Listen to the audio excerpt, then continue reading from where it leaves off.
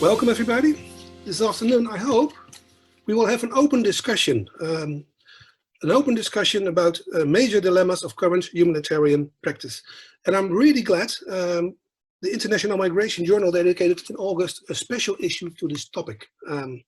How Europe's anti-migration policies are fueling the humanitarian crisis.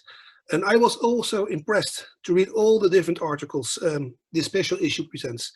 It's about Calais, Lesbos, border controls, the hunt on illegalized migrants, the criminalisation of aid in Italy, about Norway, volunteers, humanitarian advocacy, many, many more. And all articles do challenge our thinking. Is this humanitarian practice in Europe? How does it relate to our principles? And how does it relate to our mandates? So I feel it's most needed that these issues are addressed in a constructive way. And I feel this special issue is indeed a constructive, thorough, a very proper way to address painful and difficult dilemmas. And it's extremely important we discuss them. So I can say I'm proud that we can present today, together with the International Humanitarian Studies Association, this special issue. So welcome everybody. I'll put down the screen. We present this publication with some wonderful researchers that contributed to this special issue and some other very special speakers, specialists, all in the panel today. I will introduce the program and the speakers in a minute, but before I do that, I would have to do one or two questions to the instigators of the special issue of the webinar. This publication, this special issue, started at a big conference of the International Humanitarian Studies Association in The Hague, already some 3 years ago in 2018, where I think it were 300 people, humanitarian practitioners, academics and policymakers from all over the world gathered in The Hague, and they discussed the major humanitarian challenges at that time. And at this conference, this topic popped up, how European migration policies are fueling a humanitarian crisis. And as it happened to be, we have both the president and the secretary of the International Humanitarian Studies Association with us, the instigators of this special issue, Thea and Susanne, Thea Hilhorst and Susanne Jaspers. Susanne, could you please tell us a little bit more on how this topic emerged as a key theme during this conference? Thank you, Peter. Yes. In fact, the main theme of our conference at the time was called Reshaping Boundaries in Crisis and Crisis Response. And we had identified the topic or the issue as one of the areas of concern as part of that. But then as we progressed with organizing the conference, we had a keynote, we identified a keynote speaker, David Keane, who also read one of the articles in the special issue on the legitimization of suffering in Calais. And then also as kind of panels came in, it became clear that it was an area of real concern at that time. Of course, it was, only a few years after the so-called European migration crisis. So yes, through the panels, through the keynote speaker, through the papers that were submitted, it became clear that this was a key area of concern for our members. So that, yeah. Thank you. Thank you, Susanne. And Thea, because popping up as a topic during the conference, but is something different than writing a special issue of the International Migration Journal on it. So why did you feel that it was important to seek this audience and this platform to share the knowledge of the conference? Well, we always try to have at least one special issue after the conference, and this time it wasn't difficult to choose a topic. And one of the reasons is, as we will probably talk about this afternoon, for humanitarian agencies, it has been quite, well, can I say a shock, but quite significant that they had to operate within Europe. And but that was also the same, of course, for humanitarian scholars. Many of us, it was the first time that we did research in Europe on the topics that we usually research in Sudan, in everywhere in the world else where humanitarian crises are. So for us, it was also equally shocking to see how in Europe such a crisis can evolve and lead to this type of suffering that we encountered. So I guess it's partly as Europeans, but also as scholars that we felt, whoa, we have to do more about this. And that's how the special issue came out. Okay, thank you. You will be with us at the panel. You'll have also both a short presentation, and at the end we will do a short wrap up with Thea and Susanne to pinpoint the main learnings of this afternoon. Let me just take you briefly through the program of this afternoon. And René, maybe you can share the next slide with us. I think we have some wonderful speakers to introduce the main issues of this special issue. We already saw Susanne Jaspers. She's a research associate of the School for Oriental and African Studies at the University of London. She will share some key themes identified in the special issue. We'll have Marta Welander. She's Executive Director of Refugee Rights in Europe. She will focus on refugee experiences, micro practices and politics of exhaustion, the perspective of the refugees. Then we have a short introduction of Francesca Pusterla. She works for Trans-European Policy Studies Association, and she will deal on the issue of the criminalisation or solidarity or assistance to the asylum seekers in Italy and the changing political context. And then Thea Hilhorst, we saw her already. We also know her as Dorothea Hilhorst, Professor Humanitarian Aid at the Erasmus University. She will dive into humanitarian responses and political action. I'm really looking forward to the introductions. They promised to keep it short because we really want to keep time for further discussions and reflections. And I think we have two other speakers with totally different experiences who will also comment on the findings of this presented in the special issue. We'll have reflections from Gonzalo Vargas Llosa. He's working for UNHCR. He's representative for European Union affairs and he's based in Brussels. And we have Adil Izemrane. He's the co-founder and director of Movement on the Ground, a grassroots organization, a volunteer organization active in Lesbos and other islands in Greece. So I think we have really a beautiful garden of expertise and experience here around the table, and we have all you. And I really would like you to encourage you to participate via the chat, via questions and answers. And during the webinar, we will check, of course, the chat box and see what's happening there, and bringing in your topics or questions or comments into the discussion in the panel. And I must say, we have been doing a lot of webinars from KUNO. And always when we write a report afterwards, most of the times we do write a report afterwards, we always check also the chat. It's really valuable to also harvest the comments that are made in the chat. So please be assured that we really will look into the chat afterwards. So welcome to you all. I hope we have an open and vivid discussion. My name is Peter Heinsen. I'm the coordinator of KUNO, and KUNO is the platform for humanitarian challenges, the humanitarian knowledge exchange in the Netherlands. So now I think we finally can start. One more thing, we make a recording. Basically it's for the report, but if everybody agrees with this, we can turn it into a video or a podcast, and other people can also later on learn from our webinar. I think we should quickly go to the first presentation. This is Susanne Jaspers. We already saw her briefly. Susanne is an independent researcher and research associate at the Food Study Center of the School for Oriental and African Studies at the University of London. She has worked as a practitioner and researcher on social and political dynamics of conflict, famine, and humanitarian crisis, focusing on food security, livelihoods, and forced migration for more than 30 years now, Susanne. And I hear in the last year you also worked as a volunteer to assist Sudanese asylum seekers in the United Kingdom, and as mentioned, also board member of IHSA. Susanne, I think the floor is yours, please. Thank you. I don't actually have a PowerPoint, so I'm just going to talk. So today, the aim of our webinar is to present and discuss the humanitarian crisis created by European migration policies, the challenges faced by humanitarian actors, and how we can try to navigate this political reality as researchers, as practitioners, as activists. As Peter said, the special issue and the presentations at the conference before then, the special issue is based on presentations in the conference of 2018. But actually, as I'm sure the participants are very well aware, many of the issues we're talking about are still very much present today, and maybe even worse. So just to start with, I mean, so we often hear politicians talk about the European migration crisis of 2015, when over 1 million people fled the Middle East and Africa to come to Europe. Now, a couple of things about this. I mean, first of all, it's really, rather than being a migration crisis, It's a crisis created by European policy, a humanitarian crisis, we would argue, created by European policy, but also a crisis of solidarity. Mm-hmm. Countries that are outside of Europe actually host far more refugees.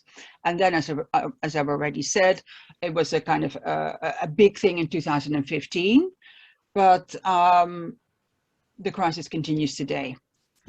So what we see in the Europe of 2021 is that security and political concerns actually trump concerns about refugee rights and humanitarian issues. People seeking asylum or on the move through Europe face risks to their health, to their well-being, and their protection. So this is creating an ongoing humanitarian crisis. So about our special issue, we identify 4 main themes. The first is that we are, as we've already said a number of times, we're dealing with a policy-induced humanitarian crisis. So policies of strengthening borders, of externalizing them to Libya, to Turkey, to Sudan, bringing down smuggling networks. It doesn't address the reasons why people flee conflict or persecution or other forms of crisis. It may actually do the opposite. Reducing Mediterranean rescues, supporting Libyan coast guards or Sudanese border forces, all leave people stuck in conflict and crisis within countries, in appalling detention centers, or in makeshift camps on borders within Europe. So you could say that we are in fact dealing with a policy of letting die.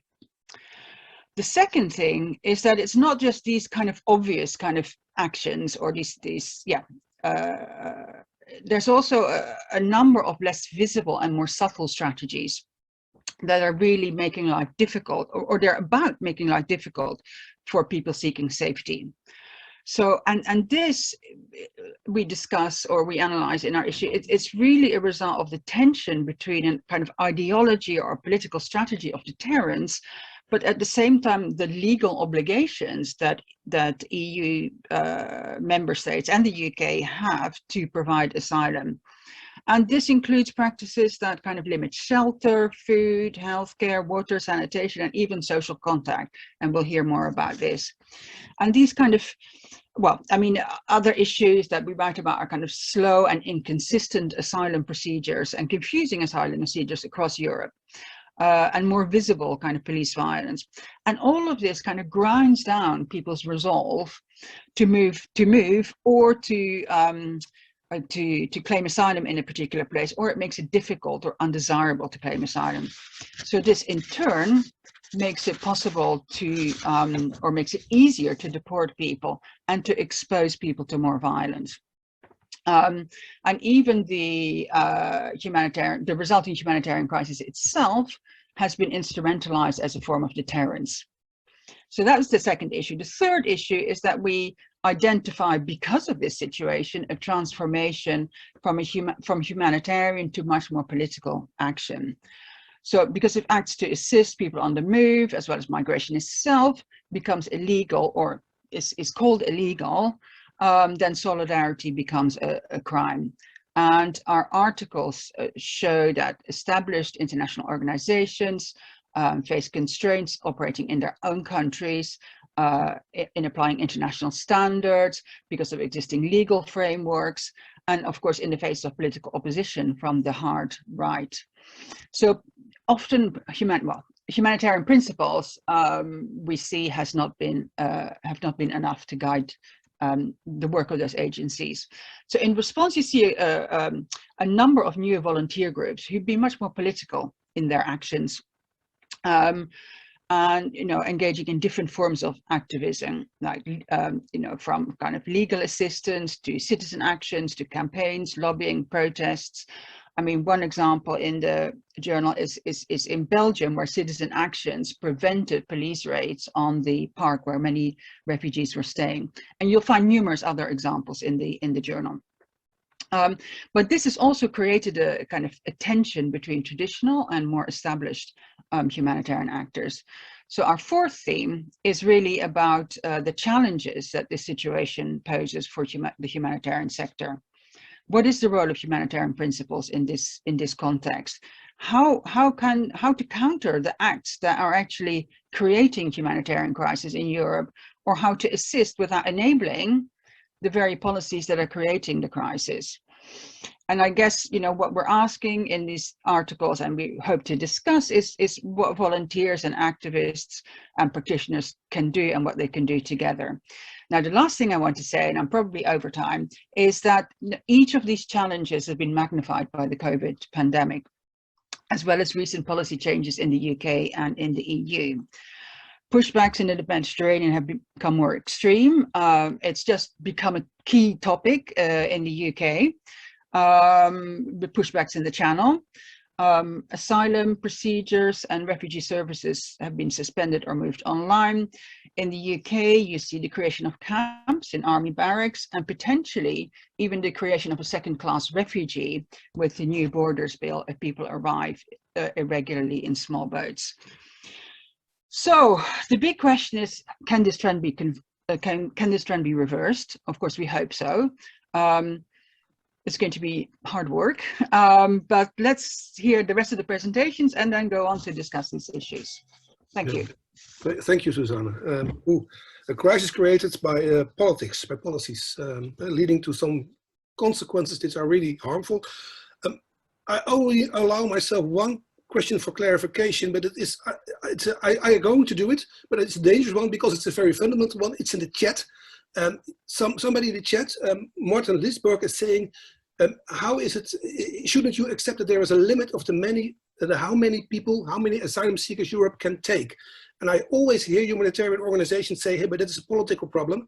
We have to save lives. So how do you look at this question? Do we should also discuss this question, how many people can Europe take as asylum seekers? Or should we go around it? Can you do it quickly, or is this a 30 minutes debate? I don't know. I think Thea answered some of it, so she can answer too. But I mean, I think it is a big topic of discussion. I think there's an issue of sharing responsibility. I mean, Europe takes far fewer refugees than anywhere else. So maybe there's a limit, but that limit needs to be, you know, globally discussed and determined. Okay, thank you. I already see Marta Welander raising her hand. Marta, I'm going to introduce you. If you want to refer to this important topic, please do so. But we continue also with the presentations, because the next presentation is of Marta Welander. She is Executive Director of Refugee Rights in Europe, and she will dive into the refugee experiences and the politics of exhaustion. Marta, please, the floor is yours. And if you want to reflect on this comment shortly, it's okay, of course. Please go. Thank you. I'll respond to that comment in the chat box later on then in that case. So good afternoon, everyone. I'm really delighted to be here. And thanks very much to the organizers for having me. So I'm Marta. I'm a critical border and migration researcher. And with my other hats, I'm the founder of Refugee Rights Europe. The paper that I'm presenting today briefly was of course published in this special issue, but it's also one of the dimensions of my PhD thesis, which I completed earlier this year, which is a broader ethnographic study of the border zone in northern France at the UK-France frontier. And through this paper, I bring in interviews, voices of 50 undocumented individuals on the move and 25 other interlocutors among grassroots activists and so on. And I show through this how the UK's increasingly sophisticated border regime exported to France through the 91 Sangatte Protocol and 2003 Touquet Treaty, how it interacts and engages with human mobilities in this extraterritorial space through a strategy I refer to as the politics of exhaustion. Right, so I'm going to open here though with a quote from one of my interlocutors to set the scene. So he said, "We pack up our tents, we stand in a line here on the street, and the police looks at our faces. If they see any new faces, they take them to the retention center, and then they release them again. The rest of us have to stand here in a row and not move until they tell us we can move. They walk around us and take our tents in front of us if you didn't have time to rescue it. If you don't pack it up, they'll destroy it, but otherwise you can just put it back the next hour.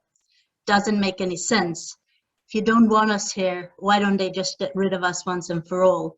I think they're trying to make us so tired that we choose to return home or go elsewhere. Otherwise, does it make any sense? So those were the words of an Iranian man I spoke to in December 2018 already. And he's of course referring to the cyclical evictions of living spaces that are carried out multiple times per week by French authorities, underpinned by UK funding, of course. And this violent and harm-inducing situation for displaced people in northern France has been persistent, as many of you will know, for decades, since the early 1990s. So encampments have sprung up and then been flattened to the ground. People have come and gone, been dispersed, come back. Women, men and children have suffered violence and abuse, and some have tragically died. It's a decades-long humanitarian disaster, and it's a human rights crisis, and it's human-made. It's avoidable. The situation here has been described by some as a temporarily permanent or forever temporary. And this obviously highlights the absurd nature of a situation that's at once temporary and transitory, but at the same time seemingly permanent and persistent without any sustainable solution in sight. So indeed, in the paper, which I invite you to read if you're interested, I refer to this, I map out the micro practices that are mobilized by state authorities in the border zone and argue that this is a migration governance approach that we could describe as a politics of exhaustion. It consists of different tactics that are aimed to deter, control, exclude through mental and physical exhaustion. So I propose a typology where the politics of exhaustion comprises 7 very distinct yet interwoven tactics. And the first one is found in recurrent and ritualized almost direct violence. So things like beatings, rubber bullets, tear gas exposure, pepper spraying, etc. The second aspect consists of acts of humiliation, dehumanization, and racialization, verbal abuse, racial slurs, heckling, abusive language. We also see dehumanization through shoe confiscation, shoving, commanding of obedience in nonsensical ways, like my interlocutor described in the quote. We also see, of course, importantly, the withdrawal and denial of adequate state care or institutional care. And this is coupled, alarmingly, coupled with the hampering and criminalization of grassroots efforts. So you see the blocking of food and tent distributions, which directly, of course, contributes to this production of vulnerabilities. We see acts of dispossession, and they're not only material in nature, they also take their toll on people's mental health. You see the regular destruction and ruthless slashing of tents, confiscation of mobile phones, which are often people's final lifeline and contact with family, personal paperwork that would be needed later on. And this, again, really appears to be taking its toll on people's coping mechanisms and resilience. And of course, the charitable supplies being constantly depleted has its exhausting effect on volunteers and aid workers. Furthermore, there's also continual shrinking of people's access to physical space. So we see the erection of new fences, razor wire, homelessness spikes, so-called, a hostile architecture. We see the tactic of defoliation, where trees and other greenery is cut down to lay bare settlements and remove people's pretense at privacy and community space. We see forced immobility, but we also see forced mobility, which is utilized as a tactic for exhaustion. So people being dispersed, removed, circulated around so that their journeys are convoluted and further exhaust people. And I refer also to the work of Dr. Martina Tazzioli on the matter of forced mobility. Finally, constant production of uncertainty and undercurrents of threats have come up through this research. Even when there's an absence of violence or an absence of evictions, there's the constant waiting for the next wave to come. So there's an underlying anxiety there where people go into hiding and heightened caution. There's also an omnipresence of death, seeing your peers being crushed, having been crushed on a lorry to death or died on the channel. So the politics of exhaustion to me then appears to be is best understood as an approach that attacks people's resilience and ability to persist and survive the most adverse situations. It eliminates the possibilities for well-being. It eliminates the possibilities to rest, for any form of stability, and it produces for many a sense of meaninglessness or emptiness of existence. And so, of course, and I'm getting towards the end of this, but this brings to mind other academics' analysis on technologies of intent management, as we've seen in the context of Australian border controls, and also what's been referred to as the conduct of conduct. Yeah, and also Behrouz Bokhani in the context of Manus Island, the renowned Kurdish scholar, who noted that the systems of prisons there have created an experience so unbearable that people reach the point of hopelessness. And I draw parallels also to the politics of exhaustion in northern France. Others have referred to the notion of auto-expulsion, where people expulse themselves. There are many other examples that I refer to in my work. We should also finally note that these things have far from improved since the onset of COVID-19. Conversely, this has meant yet another exacerbation of this human-made humanitarian crisis in northern France. Settlements continue to be inhumane, unsanitary.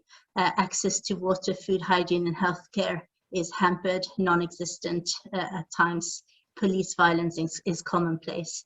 The evictions continue, and many grassroots and activist organizations are criminalized, penalized for continuing their work, which is being branded as non-essential, even though they are the last ones standing, providing support to people there.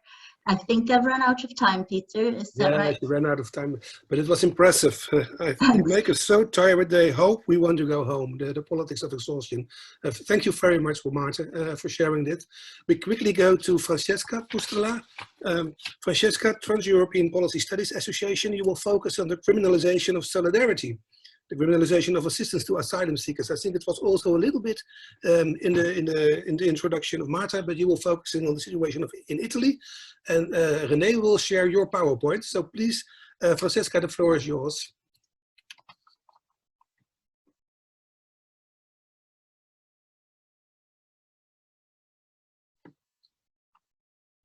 Francesca, I can't hear you yet. Perhaps you need to unmute yourself. Are you with us?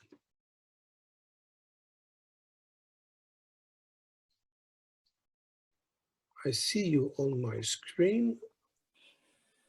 Can you now hear me, Peter? Yes, we can hear you loud and clear. Come in. Okay, okay. I just activated my microphone, but probably took a few minutes to be completely working properly. Okay, so thank you very much, Peter, for giving me the floor, and everybody to be in the room organizing this very interesting and very, very important webinar, I think, because migration crises today are really one of the spot topics in Europe. I'm working on the European Union humanitarian aid policy, so I'm mainly working on migration crisis across European member states and people fleeing to Europe. So that's more or less the focus of my study.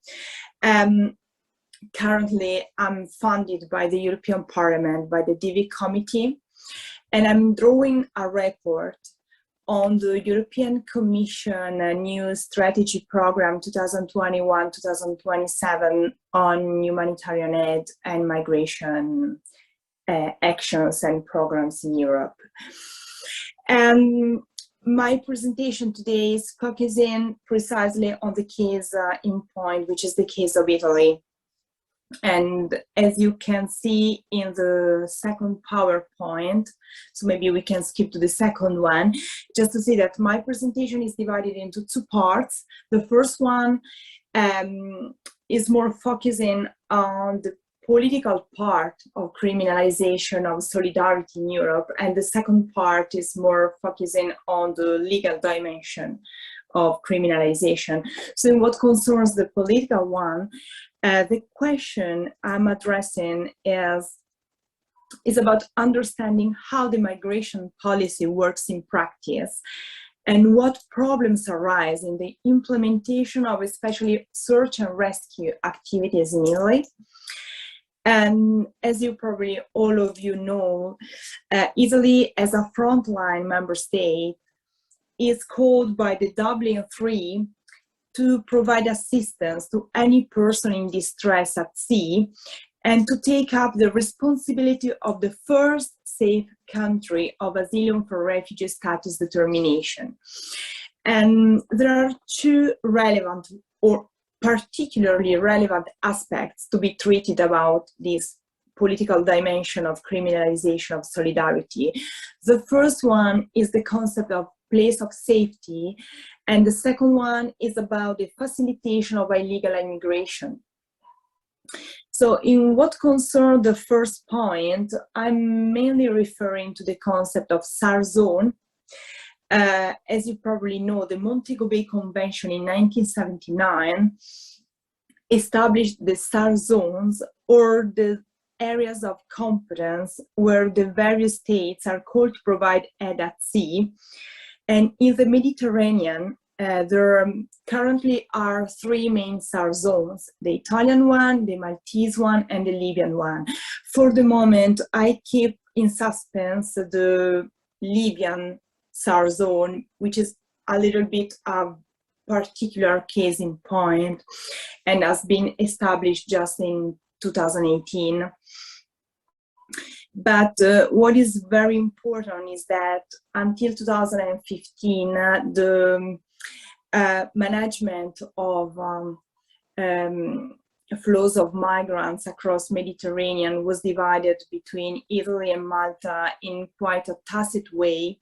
So it was Italy to respond to the main appeals for help at sea in the Mediterranean, even in the Maltese SAR zone, because of logistic lack of infrastructure by Malta.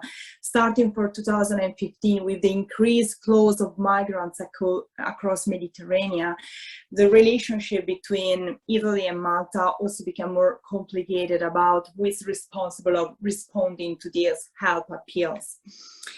But the very, very crucial aspect to be treated here is the concept of place of safety, because providing aid at sea does not mean simply to rescue people from sea and bring them to the closest port, but the landing of asylum seekers and refugees recovered at sea in areas where their lives and freedom would be threatened should be completely avoided. The identification of this place is the responsibility of the SAR, which coordinates the individual rescue action. So in the Mediterranean, Italy has a very, very front role in the sense, in the guaranteeing a place of safety to migrants. So to guarantee a place of safety for the first assistance of migrants and the subsequent reception is a first fundamental aspect of the Italian migration policies, but it is not the only one. The second is to prevent criminal infiltration in search and rescue operations. So that's the crucial point, to find a balance between the two main goals. So guarantee a place of safety, and at the same time guaranteeing that there is no infiltration of smugglers in the search and rescue interventions in the Mediterranean. The problem therefore arises when the shipping of migrants is managed by smugglers. And every attempt to rescue migrants at sea implicitly risks promoting and encouraging human trafficking across the Mediterranean. Hence, the need for the EU to intervene by providing guidelines on the assistance of migrants at sea. Now, I enter more the details of this problem in slide number 3, where you can see the timeline of the process of criminalization of NGOs and the criminalization of solidarity at sea, because until 2015, 2016, search and rescue operation had as main goals the goals of search people at sea and rescue them. So the problem of smugglers was on a second floor, was not the top objective, the top goal of the Italian policy. In 2016, everything changed quite fast. So these two priorities have characterized the Italian migration policy in the last decade. These schemes shows the evolution of the migration crisis in Italy and the evolution of the consequent political response. In 2016, the process of criminalization of solidarity and of NGOs begins. It begins with the far-right foundation Gefira, which is the first to publish an article accusing NGOs of collusion with traffickers. After a few weeks, the same rhetoric is taken up by the Financial Times, and the media controversy increases, and the media discourse on the role of NGOs changes drastically in 6 months. The Italian Parliament, in turn, opens investigations and creates an ad hoc commission that unanimously excludes any link between NGOs and traffickers. However, at the request of the EU, so the European Union asked for that, NGOs are asked in July 2017 to ask to sign a code of conduct. The code of conduct is presented as a conditio sine qua non to participate in the SAR, so to participate in search and rescue operation, but it has no legal value because SAR zones are regulated by international norms. Many NGOs have not signed it and refuse to sign it because the code of conduct has a lot of, or introduces a lot of guidelines, which are and recommendations and obligations to NGOs, which are completely clashing with the humanitarian principles on which NGOs rescue operation at sea were based on.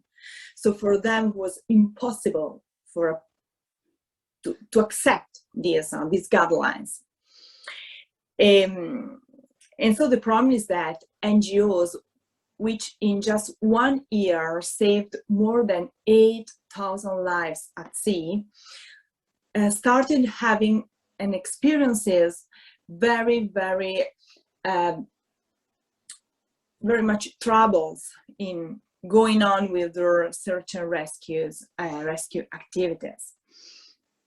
A second point, a very important political point and evolution in the process of criminalization of solidarity was in 2018 with attacks and threats to NGOs' ships, and then the recognition of a Libyan SAR zone. Two are the main results of this policy. The first one is the consolidation of a system of rejection by proxy. For the first time in the Mediterranean, there is a country, Libya, which has its own SAR zone, but cannot guarantee a place of safety. It can just guarantee to take up people in the closest port, but they cannot guarantee the conditions, the minimum conditions of place of safety from a legal perspective. The second aspect, I'm sorry to interrupt, but I have to take a look at the watch, and I know you have 2 more slides, but you're already a little bit over time. So can you really speed up and? Okay, sorry. The final are very quickly.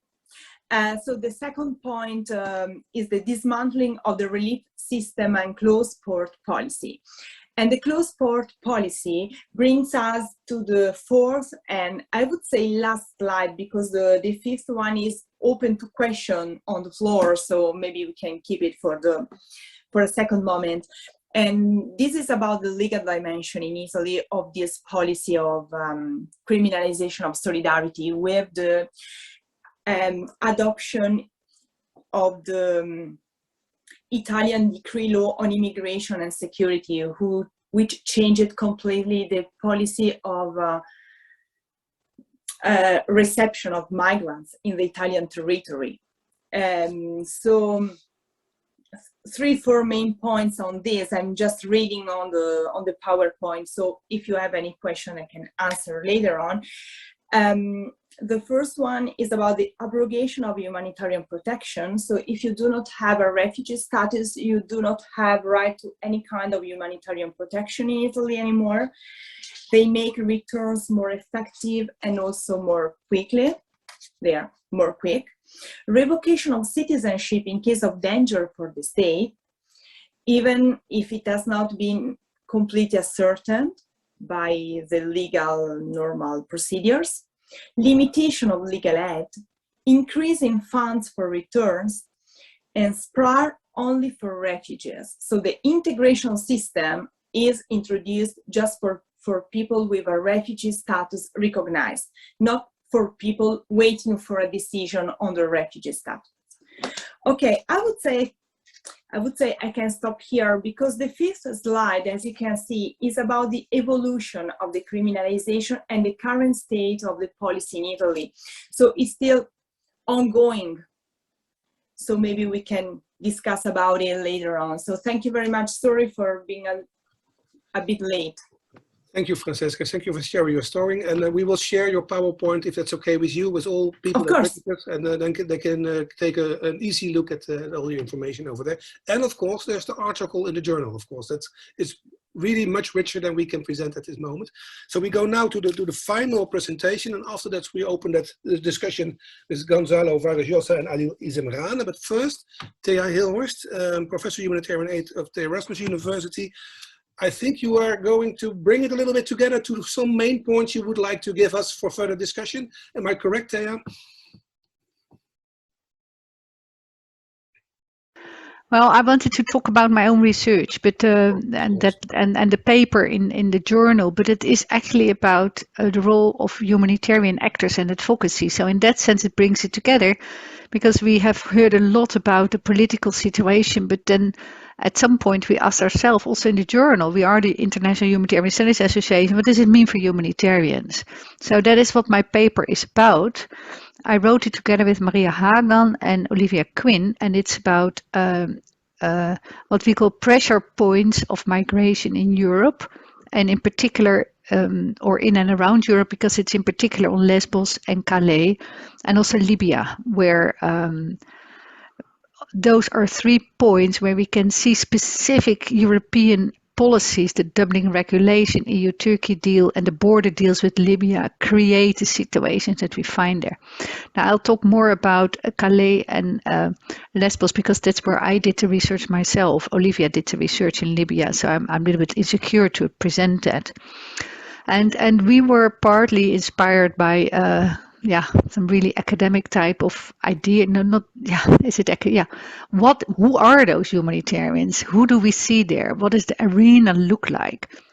And we already heard some people refer to the traditional humanitarians and the volunteers, but we found that there's a richer variation of people working to help the refugees. It is indeed volunteers, but there's also diversity there in what type of volunteers and what inspires them, ranging from deeply religious, actually very conservative groups to groups that are very politically inspired.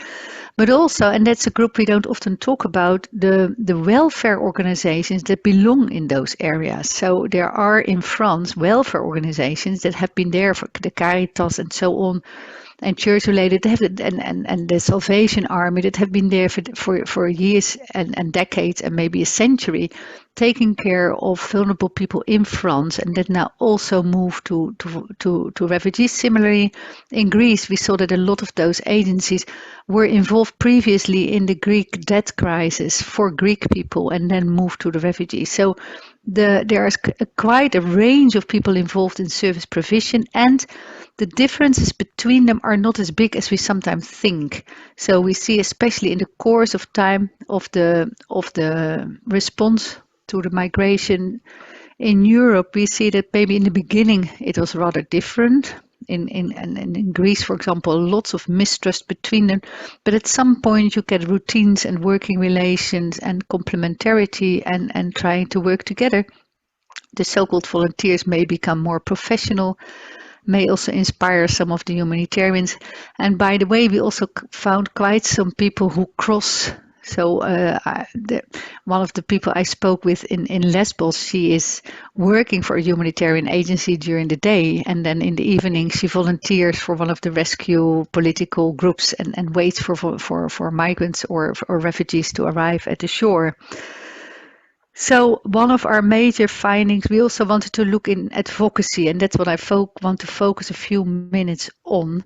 We were very interested how humanitarians deal with the situation that they are in, that has been largely created by European policies, and where, as Europeans, they are standing, and are they just helping out, or are they also trying to change something of the situation through advocacy? And the major finding we found is that many humanitarians feel extremely disempowered. So following on from Marta, it's not just the migrants who feel exhausted and subject to politics of exhaustion, it's also the service providers who are sometimes really feeling helpless. And for example, very sad in MSF said, some MSF people said in Lesbos, like the first few years, they had very strong advocacy around the EU-Turkey deal, and also some other agencies. And then they said, yeah, we did it for 2-3 years, but nobody is listening to us anyway. So we stopped even talking about it. And now we advocate that maybe there should be 2 more showers for the migrants. So very practical things that we can advocate for that might improve a little bit their situation, but they are just feeling disheartened to talk about the bigger issues. We also see, and that is issues about what we call the humanitarian arena. To what extent can agencies work together in advocacy to make their messages stronger? And there we see quite a gap between the traditional humanitarian agencies, and many people saw UNHCR as very representative of that, and all kinds of other agencies. And for example, in Calais, the service providers found it easier to work with human rights organizations, Amnesty International, the National Ombudsman, than with the official humanitarian agencies who were much more careful and cautious to pick up advocacy messages. Now, this is not to say that the humanitarians don't do that, because if you read the papers and the reports at the European level of UNHCR and others, they're very critical of European policies.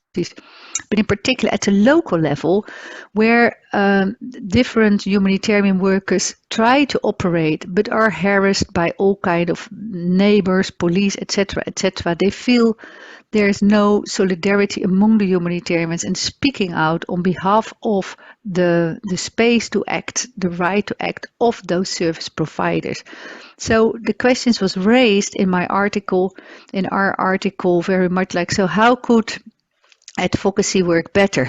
And to some extent we saw an emerging model where different agencies on the base of complementarity try to do some advocacy to change the conditions on the ground, and perhaps even at the European policy level.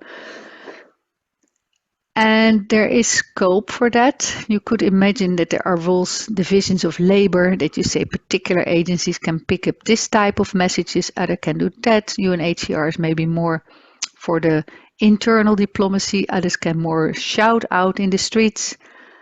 But there didn't seem to be much deliberation about this. It just happened as it happened, because people follow their own routine. It didn't seem like there was a concerted effort to think, okay, how can we divide those roles? How can we together be more effective in doing something for the refugees, not only on a daily basis, but also in relation to their to the policies that affect them. So what we see is, of course, there are quite some people now calling out to humanitarians to become more political and more overt in their advocacy. Like, you are from Europe, this is where you come from, and look what European policies do. Shouldn't we speak out much more politically? Many people ask that question and want an answer to that question. Maybe why not? And as I mentioned, there are overlapping domains, the human rights and humanitarian action, and it seems they work on their own rather than having a level of understanding, okay, this is what we want to achieve together. If you do this, we do that. There are issues about humanitarian space. Are the volunteers, the smaller agencies that are subject to police harassment or court cases against them, shouldn't also the humanitarians step in? We now talk about localization of humanitarian action all over the world, and here in Europe we do have localization because there's different agencies doing service provision, but what does it mean for solidarity between humanitarians? So that is a question that is really raised. And well, I could say much more than that, but in view of the time, I'm so very curious as well to hear our Gonzalo and Adil, so I think I want to keep it short. And my main message is, of course, that I would like to see agencies more consciously dealing, well, this sounds as if they're not thinking, I don't want to say that, but more consciously and concerted, considering together across the domains of the volunteers, the human rights, the welfare agencies and the official humanitarians, what and how they can effectively move in their advocacy measures. So I have one little thing to show. This is my favorite role as a professor. Can you see this or not? Yes, we can. We can. Can you see my mental floss? We can see your mental floss. I can't. But that's great. So that is my role. So I just like to have some mental floss here today, and let's see how far we can get. Oh, thank you so much, Thea. I'm sorry that I misintroduced you a little bit, but it is because of my head, because we are discussing the political crisis, a humanitarian, a human-made crisis, as Susanna explained, and we are talking about politics of exhaustion, and we are talking about criminalisation of humanitarian practice, and then I think we should speak out, and that's exactly what you were studying and what you were asking humanitarian organizations to do. Please speak out and cross-look, to take a look at other groups that are really close to you, but perhaps not really humanitarian. I'm really curious about our other speakers, how they would like to reflect on these 4 introductions. Gonzalo Vargas Llosa from UNHCR and Adil Zambrano of Movement on the Ground. I think we should start with the big one, with UNHCR, and then we go to the grassroots. Is that okay? So Mr. Gonzalo Vargas Llosa, could you please share your impressions of these 4 impressive introductions? Okay, thank you very much, Peter. Thank you to the organizers, and thank you also to all those who have spoken before me for their very interesting presentations. I think there's a lot of food for thought there, and I will certainly not be able to do those presentations justice in the very few minutes that I will take of your time. But I just jotted down during the presentations 5 or 6 points on which I would just very, very briefly like to pick up on. The first one, I think, was mentioned particularly by Suzanne when she was talking about the origins, if you like, of the crisis in 2015, 2016, and there really just to say, you know, how I think UNHCR and myself also personally absolutely agree that perhaps the biggest crisis of all during the 2015 and 2016 was the lack of solidarity. Certainly not among all governments in Europe and the EU. I think that there were some that were more generous, others that were much more less generous. But there was also a lack of solidarity, not just with those fleeing, those arriving in Europe, but a lack of solidarity among member states in terms of sharing of responsibility. I think that is particularly sad, that lack of solidarity, both towards refugees, but also among member states themselves. It's particularly sad because, and here I'm picking up on something else that was said by one of the speakers, because of course the vast majority of those who flee persecution or war, of course, are not coming to Europe. The vast majority of Afghans fleeing Afghanistan are in Pakistan and Iran. They're not in Europe. The vast majority of Syrians fleeing Syria are in Lebanon, in Jordan, in Turkey. They're not certainly in Western Europe. The majority of of Venezuelans fleeing Venezuela are in Peru, they're in Ecuador, they're in Colombia, they're not in Europe. So I think that the responsibility, the solidarity that Europe is being asked for is actually very, very small compared to that being already shown by many countries in much less wealthier regions. The other point, a related point to make here is that, of course, the lack of solidarity that we see today is even sadder because already, of course, there's been a dramatic reduction in the numbers of those arriving from 2015 and 2016 to today. And just to quote some statistics, in 2015-2016, there were 2.4 million asylum applications, and last year there were about 400,000. So you can see the very large drop. The next point is that I think this lack of solidarity among governments, and I think that has come out throughout the previous presentations, is resulting in some very harmful, dangerous and risky practices. And here I would just mention the most obvious ones. There is, of course, the serious challenges being posed to access to territory for those seeking asylum. And here I'll maybe open a short bracket. I think in the context of what has happened in Afghanistan in the past few days, more than one European leader has gone out publicly to say, we will channel very generous aid to Pakistan and to Iran so that the Afghan refugees, can stay there, but please don't come to Europe.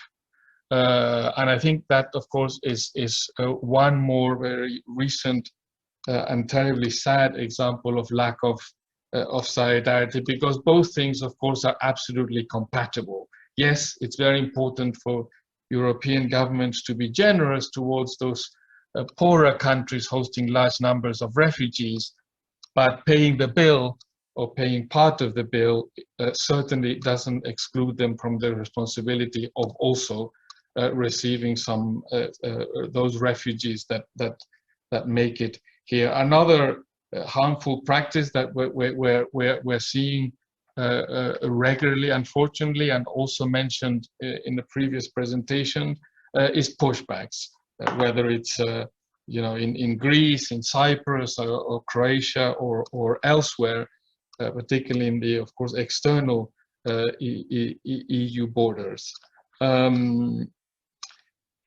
Perhaps, yes, another example, and here I would just only mention it in passing, not because it's not extraordinarily important, but because we've just had a presentation, quite a lengthy one, and that is the lack of solidarity when it comes to search, not only to search and rescue in terms of saving lives in the Mediterranean, which is, of course, is the key, but also lack of solidarity for those who actually are able to land, to disembark, whether it's in Italy or in Malta. Lack of solidarity among member states in terms of responsibility sharing. just two more quick points before I finish. One, to highlight also something that has come across, I think, very vividly in the previous presentations, how all these practices have a terrible, real, dramatic impact on human beings.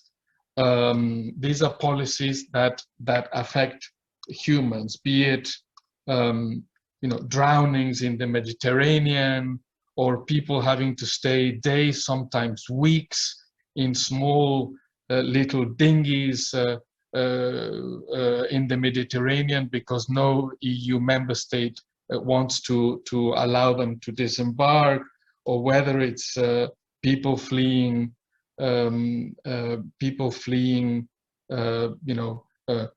countries in Africa or elsewhere and languishing for weeks or for months in makeshift camps like in Calais or in some of the islands in Greece, or whether it's people forced to flee who are unable now to enter into Latvia or Lithuania or Poland, or whether it's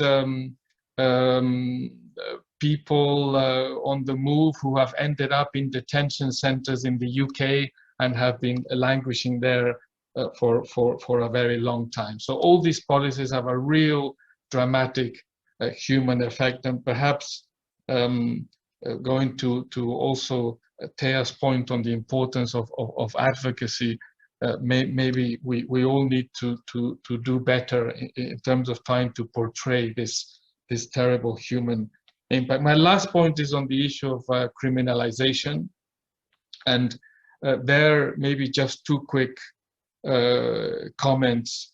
Of course, as an organization, we have made our position very clear in terms of our opposition to the practice of criminalizing the work of NGOs and of volunteers. Of course, because it's totally wrong from a moral point of view. But apart from that, it's also very short-sighted and counterproductive, because states and governments should see whether it's NGOs or whether it's volunteers, as potentially a key ally, a key force to complement the efforts of governments when protecting and assisting persons who flee and who arrive in Europe. I think I'll leave it there for the time being. Thank you. Thank you very much. Thank you very much. Okay. Maybe one question, because you reflected on all kinds of issues, but you were very fast on the advocacy, and what Thea also shared was this feeling of disempowerment of humanitarian organizations and perhaps of others. Like we did touch upon the criminalization of aid, we touched upon the politics of exhaustion, and we are speaking out, but nobody is listening. We just made a scan among Dutch humanitarian organizations, and some of those advocacy officers say, really, we have public support, but when we talk to politics, nobody seems to listen. Is that something you recognize? I think that I think that we all need to get better at advocacy. We all obviously need to get better at influencing policy, and I think that, of course, this is easier said than done. But I think that one of the keys, of course, is that we have to broaden the base of support. I think that base of support for, let's say, in our case, given that I work for UNHCR, for refugees in Europe and elsewhere, is growing, but it's still largely limited to humanitarian organizations, to NGOs, to volunteer groups that may have weight and the ability to influence, but the common person on the street is still the issue of whether it's refugees or migrants. It's still relatively alien, or at least they have not, the large majority has not been mobilized yet. And I think that that is the key. The more persons who are not naturally or already inclined or familiar or interested in this issue that we can bring on board, the more that we will be able to influence, for example, of course, politicians, because at the end of the day, politicians are influenced by voters, and there's not enough of us in the current, let's say, group of advocates for refugees or migrants to do that yet effectively. So I think we need to broaden the base to make it much larger. I think we also need to become more sophisticated in our advocacy. I think all of us, and more targeted, so that we also, given that we don't have a massive force in terms of numbers, but also we don't have, unlimited resources. I think that we have to be much more targeted in terms of who we try to influence. And I think there I go back to a point made by Tim, which I think is absolutely right, that we need to do this in a much more coordinated manner, because now it is happening. So I'm not in any way minimizing, I think, the advocacy efforts of whether it's humanitarian actors, UN, NGOs, volunteer groups, but I think that it is rather dispersed, and the more dispersed that it is, of course, the weaker that the impact is. Thank you. Thank you so much, Mr. Gonzalo Vargas-Llosa.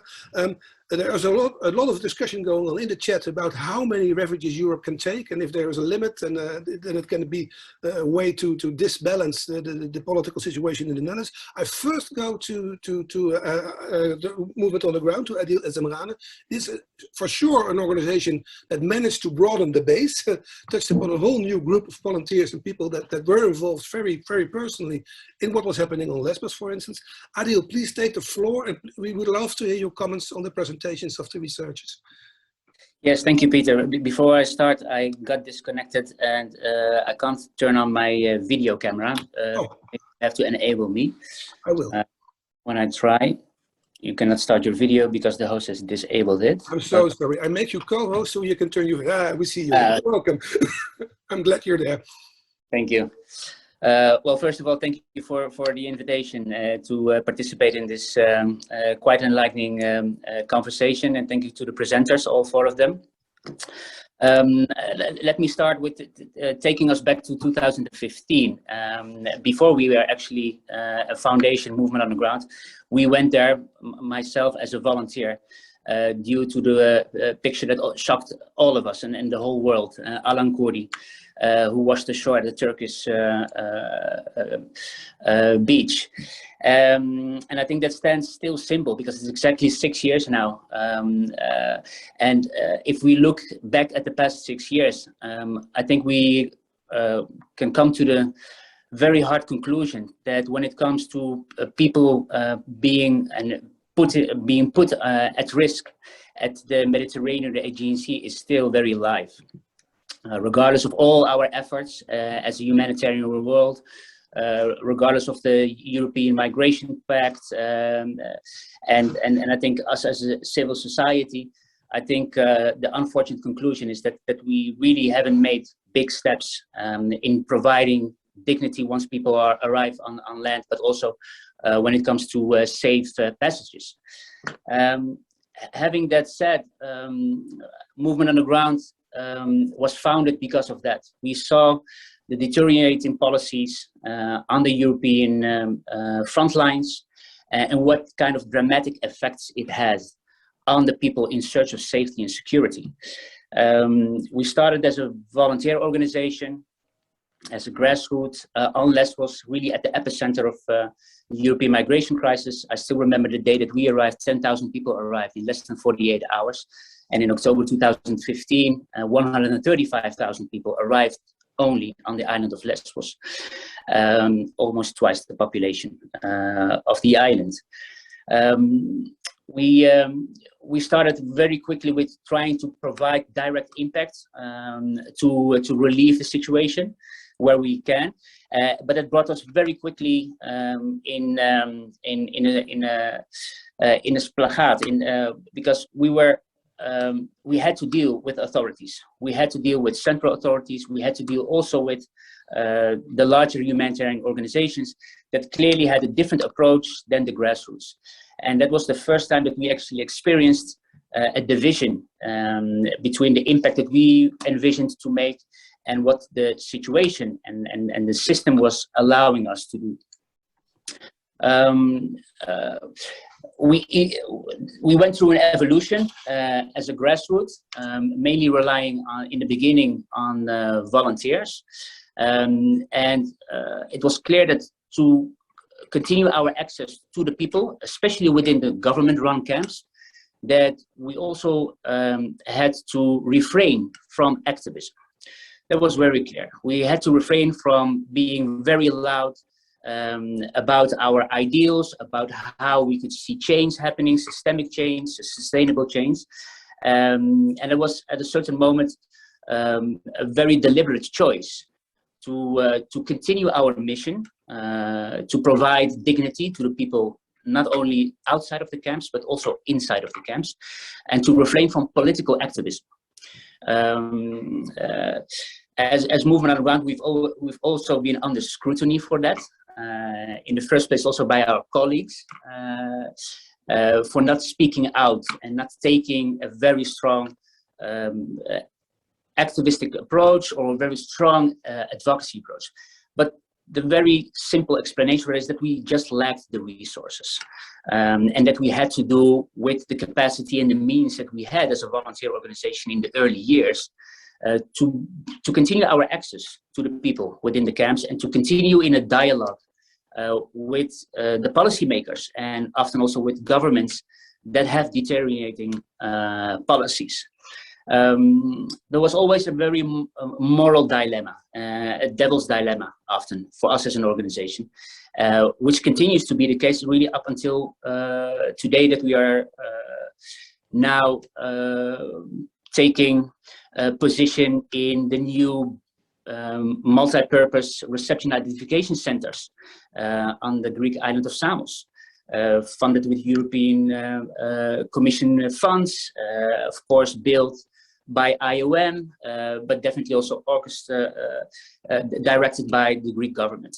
And that's also an example of the difficulties that we as an organization have been facing, also seeing other organizations, colleague organizations, sometimes grassroots organizations, being prosecuted for search and rescue efforts on the Aegean Sea, for receiving and welcoming new arrivals on the coasts and on the shores of the Greek islands. It's been quite a steep learning curve for us as a volunteer organization, where we went through a roller coaster, trying to manage and trying to navigate ourselves within a more and more narrowing playing field in what we can do as a grassroots, what we can do as a humanitarian organization, what we are allowed to provide, and still trying to stay true to our ideals and stay true to the very early reason why we started, making sure that we change the way we manage migration influxes to our European continent. I think it's the past 5 years, multiple examples have led eventually to even the burning down of the Moria camp. I think we can all agree that the deteriorating policies have led to the outburst of last year, exactly 1 year ago. And I think that's something that we've been witnessing as a grassroots organization, in all difficulties, trying to navigate ourselves in a more and more politicized field, but also a more and more polarized field when it comes to sometimes even within the humanitarian organizations, having polarization between the grassroots, between established organizations, between organizations that have a far more activistic approach, and organizations that take a more of an impartial position, just to ensure the continuation of the mission to the people that we serve. That's actually my contribution to this conversation. Thank you so much, Adil.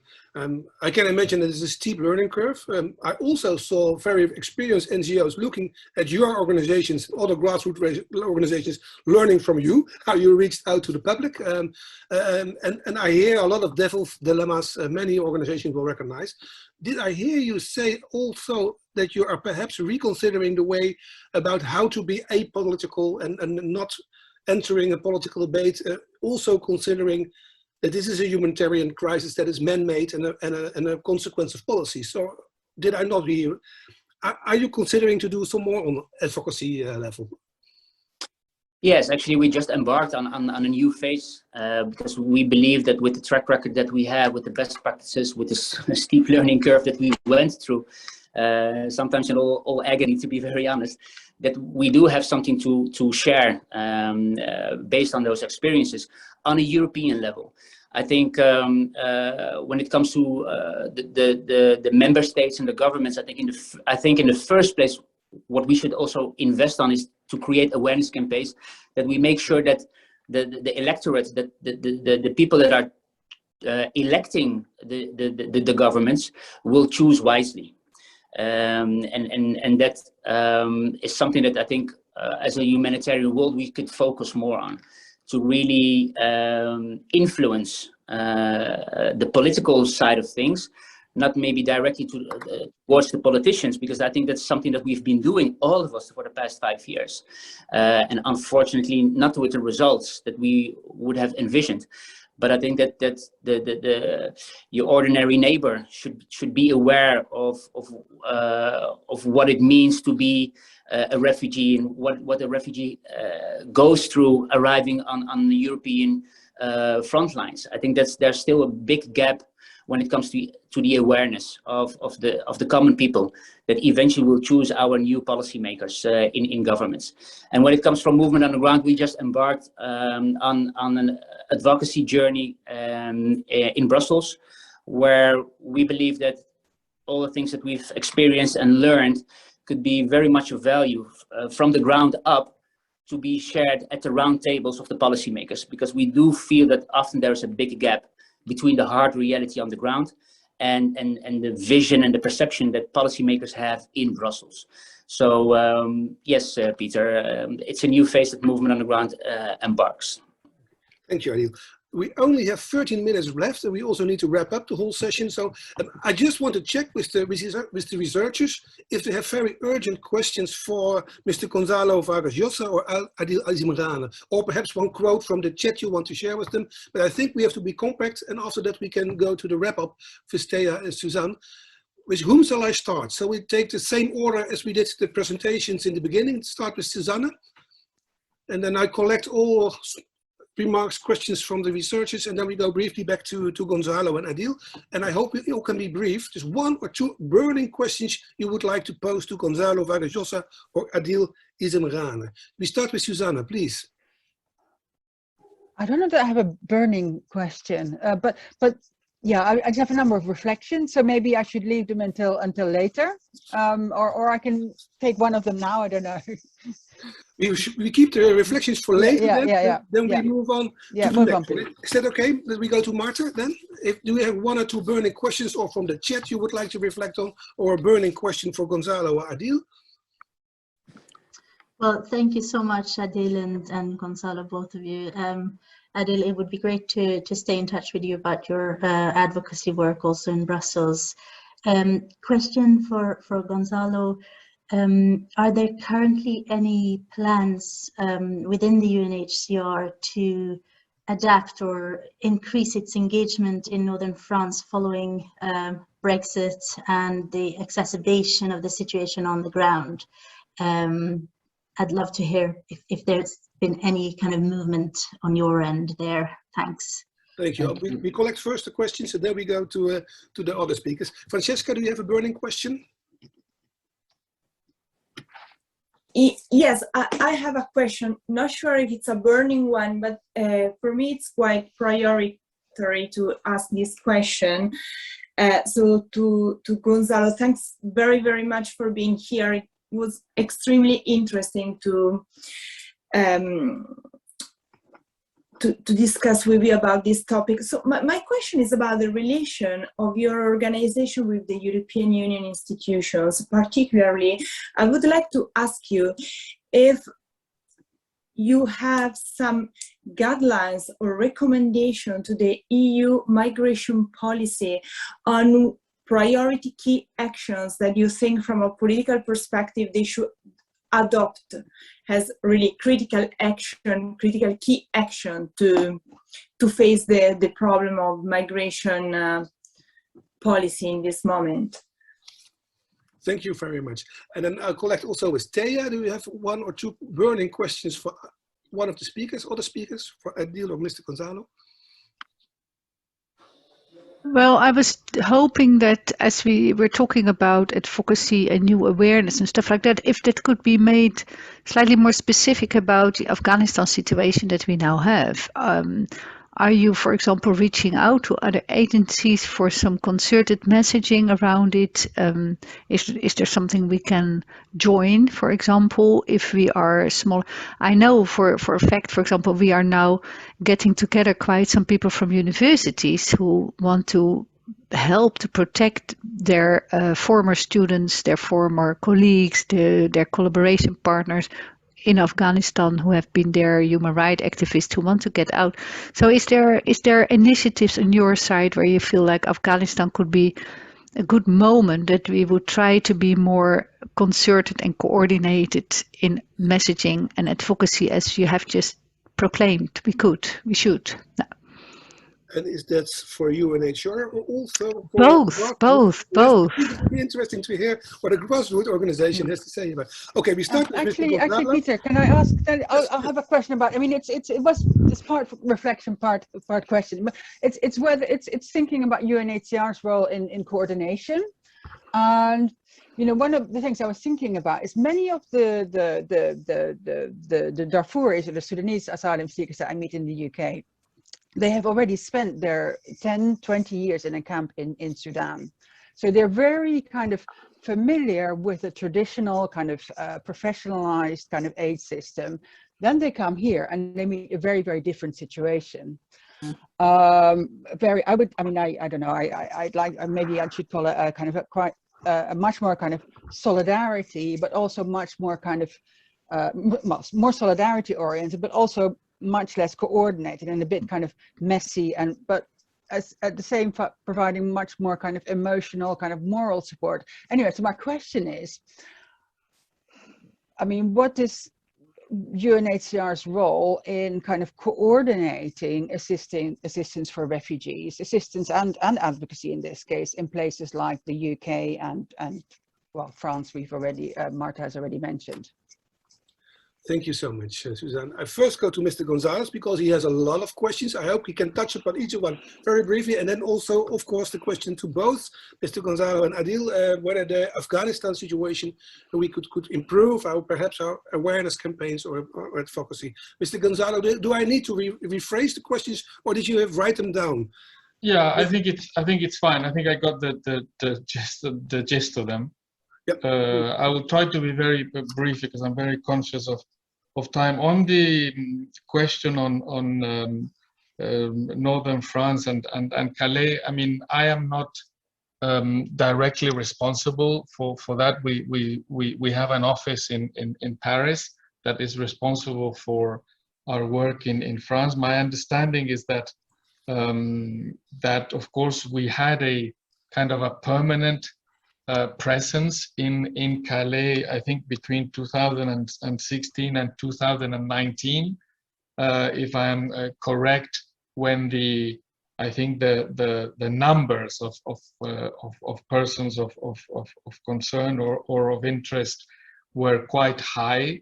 I think that for reasons basically linked to limited resources, when the numbers of persons in and around Calais started to go down, then we restructured our work in northern France and Calais, and now we have a situation whereby I understand we have 1 or 2 colleagues not based there, but who travel from Paris with a certain regularity to meet, of course, persons of concern, to interview them, to help in identifying vulnerable cases, referring them, etc., but also, of course, to meet NGO colleagues and volunteers and so on. So I think that shift may have resulted in a little bit of a decrease in terms of our visibility, but just to reassure you that we still do have a presence, although it is not a permanent one, and certainly I understand that person visits, from time to time, and so I said I'm not in charge of that part of our work, but I hope that even though it's not a permanent presence in northern France and in Calais, that still there is, as I understand it, a certain degree of dialogue with those actors who are present permanently there. On the question from Francesca, I mean, I could go on for hours in terms of our advocacy with EU institutions, and I could quote many documents, and obviously I can't do that today. I will be very happy to be in touch with you separately. One place where you may start, just because I think it's a document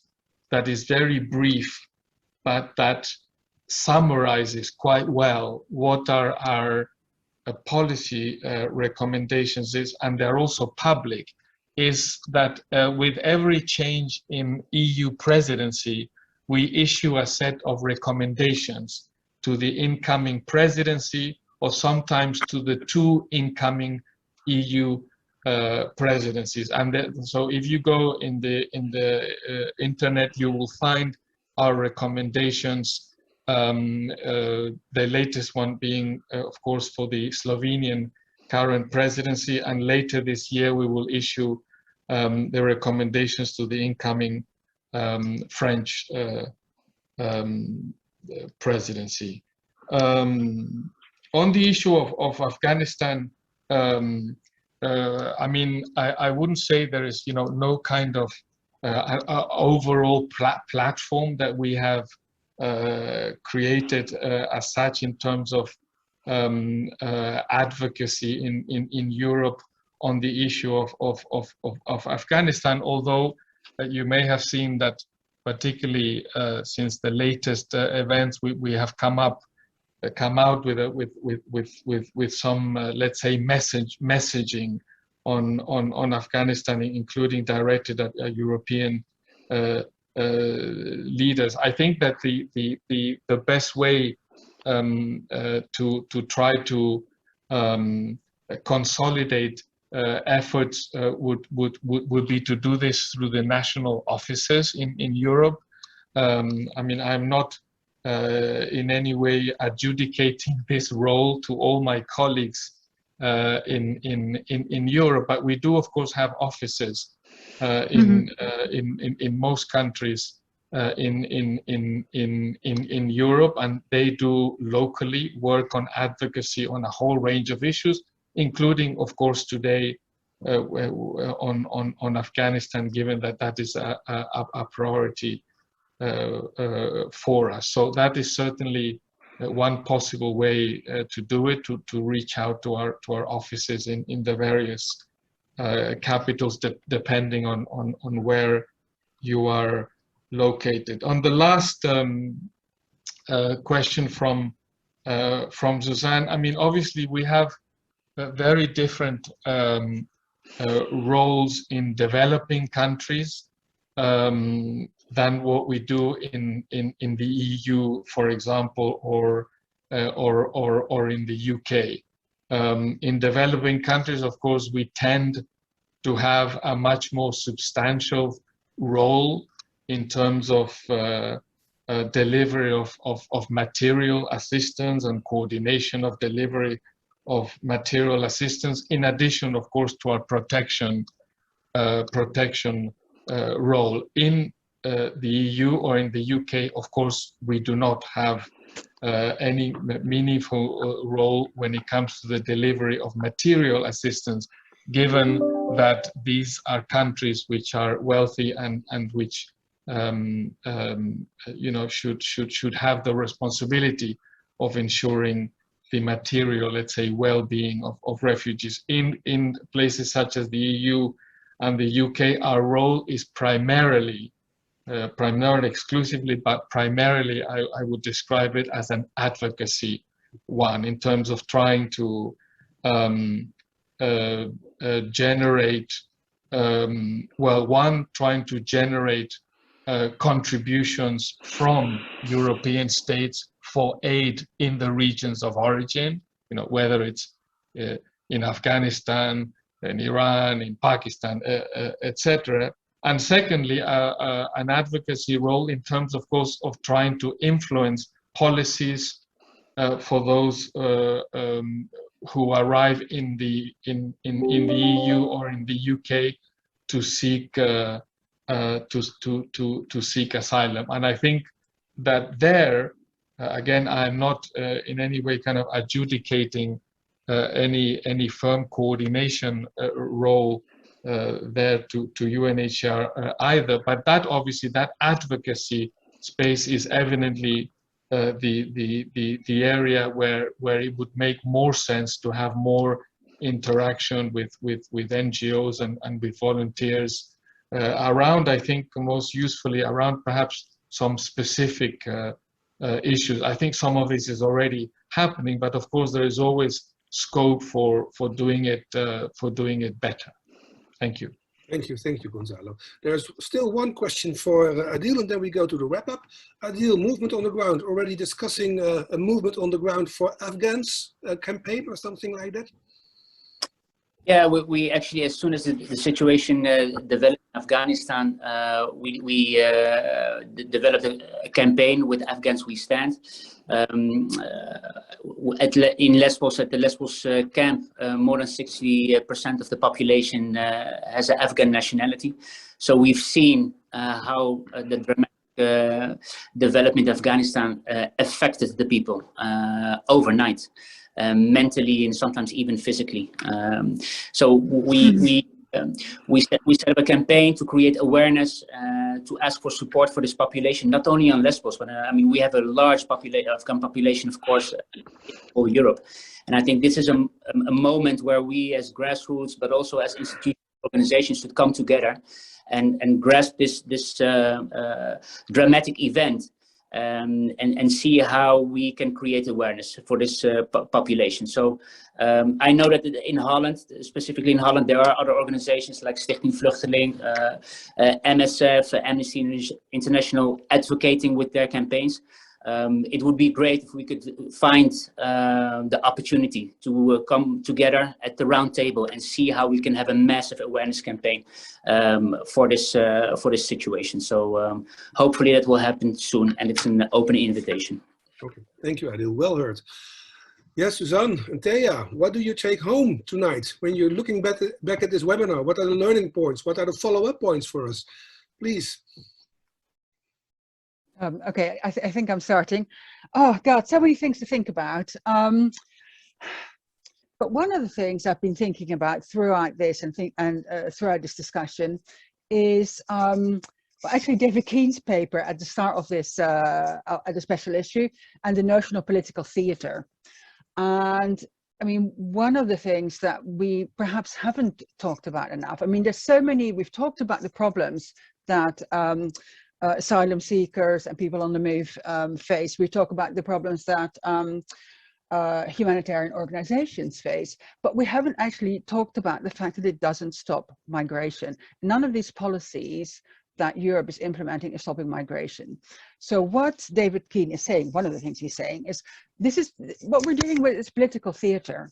It is just, you know, Calais, the notion of a camp in Calais where, you know, you have a humanitarian crisis, it's meant to deter, but it's also sending a political message. It's visible. The governments are seen to be doing something. I mean, today, this is very relevant in the UK, the notion that the UK border force can push back small boats. There was an interview this morning by a representative from the Immigration Services Union who was saying that it is highly unlikely that they will be able to do this. I mean, referring back to Francesca's presentation, I mean, you can't push back without, you know, another country kind of receiving, and the French are not kind of picking it anyway. So I mean, there are many situations. So it's kind of, there's a matter of, I think, exposing the political theater and what kind of policies are actually doing, and they're causing harm, but they're not stopping. They're causing harm, they're causing humanitarian crisis, but they're not actually stopping migration. And we can talk a lot more about that. And that's another, I mean, so that's the first thing. I have anyway, two more short points. Then one thing I talk a lot about in my my paper in the special issue and in my other work is making the politics visible. And that applies not only to the situation in Europe and in transit countries, but also in countries of origin. You hear, I mean, now we hear a lot about Afghanistan, but we hear less about Syria, about Sudan, about Eritrea. So, I mean, and I think humanitarian organizations that are working in these places have kind of, you know, have a role there too of making sure that, you know, the political dimensions of these crises are better known. And you could argue it's equally difficult there as it is in Europe to highlight the political causes of crisis. And then finally, yes, I mean, we've heard a lot about, I mean, Thea will talk more about this, coordinating different actors. I mean, again, it's very, there's lots of options and lots of ideas, but also lots of difficulties. So I will leave Thea to talk about that. Thank you, Susanna. Quickly to Thea. I will not say really much about it because I already did in my own presentation that I really honestly feel, and I hear Adil, I hear Gonzalo, that you in a sense agree that there is more space for more concerted coordination in relation to advocacy, and I would really hope to see that happen, and I'm also ready, you know, to play my part in it if necessary. But yeah, I think we had a very rich discussion, so it's very difficult to come up with an overarching issue because sadly we all seem to agree to a large extent that what we are seeing is a crisis of solidarity, largely, and it's not a matter. I saw some of these comments in the chat that I don't think any one of us is arguing that we should just throw the borders open for anybody who would like to walk in and give everybody asylum. It's not that.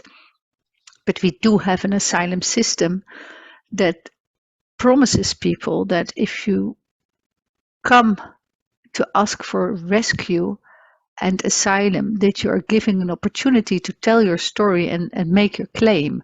And I think that is what all of us agree on, that right should be guaranteed for people individually who manage to come to, in whatever way, to safety, that they are seen, heard with their story and given an opportunity to ask for asylum. We all agree on that. So in that sense, we don't have a very exciting exchange here because we all agree.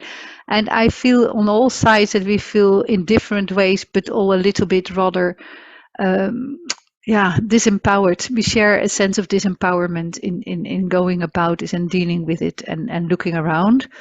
I just wanted to say too that I'm not sure if I agree that we are facing only resistance in Europe and that our neighbors are either passive or negative about refugees. When I talk about the Netherlands, I know for a fact that it is not true. More or less half of Dutch people and more than half of Dutch people, more than half of Dutch people think we should do more about refugees.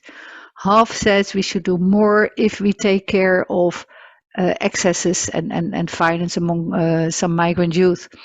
So there is constituency, but the politicians don't usually hang their ears to those constituencies, but they hang their ears to the constituencies on the right wing because that's what they fear more. They just fear the right more than the left.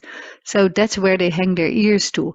So there should be ways that we have to expose that it's not just a few of us that feel more things should be done, but there's actually a lot of us that feel that, and we have to find ways to get those voices heard, I think. Okay, that was a slightly optimistic note to end with. Thank you, Tanya. Always good to end a little bit optimistic. You did forget, however, one thing, and I'm going to ask René to put up the PowerPoint, because you said we need more time to discuss, and there will be plenty of time to discuss. But the next Humanitarian Studies Conference is already in November in Paris. You can find all the information on this website over there, and there will be plenty of panels. And I know already Marta and Susanna are preparing a panel on everyday violence on migration management, but there will be many, many more topics. So please check out the conference website. I'm going to thank the speakers, the researchers, Susan Jaspers, Marta Welander, Francisca Pusterla, Thea Hilhorst. I'm going to thank the other panelists, Gonzalo Vargas Llosa and Adil Izimrane. I'm going to thank the great support I did get from Marloes Fiet and René Schenk. And I'm going to thank all the attendees who participated via the chat and were here with us this afternoon. Thank you so much, and hope to see you soon at any other webinar for KUNO or IHSA. Thank you, and see you again. Ciao.